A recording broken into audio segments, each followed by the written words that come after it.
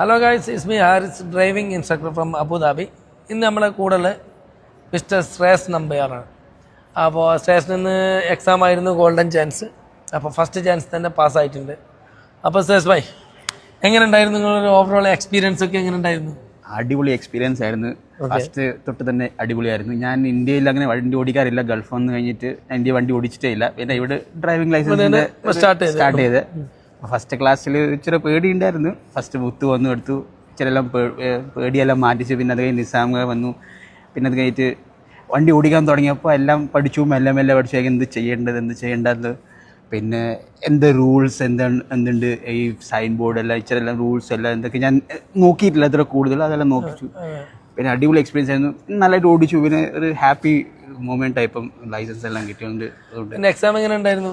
Exam നല്ല അടിപൊളിയായിരുന്നു. എനിക്ക് റൗണ്ട് അബൌട്ടാണ് കിട്ടിയത്. പുള്ളി മറ്റേ എക്സാമിനോട് നല്ല ഒരു കൂൾ ആളായിരുന്നു. എന്നോട് പറഞ്ഞു റൗണ്ട് അബൌട്ട് യു ടേൺ എടുത്താൽ മതി.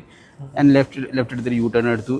അതുകൊണ്ട് എല്ലാം അടിപൊളി ക്ലിയർ ആയി. അതുകൊണ്ട് എല്ലാവരും ഹാപ്പിയാണ്. എല്ലാവർക്കും ഞാൻ പറയും, ഹാരിസ് ഖാൻ്റെ അടുത്ത് വരിക, എല്ലാവരുടെ അടുത്ത് നമ്പർ ഉണ്ട്, എല്ലാം വിളിക്കുക. എല്ലാവരും അടിപൊളി എക്സ്പീരിയൻസ് ആണ്. അടിപൊളി. അപ്പോൾ ശ്രദ്ധിച്ചൊക്കെ വണ്ടി ഓടിക്കുക. Okay, thank you. All the best. Thank you. Okay.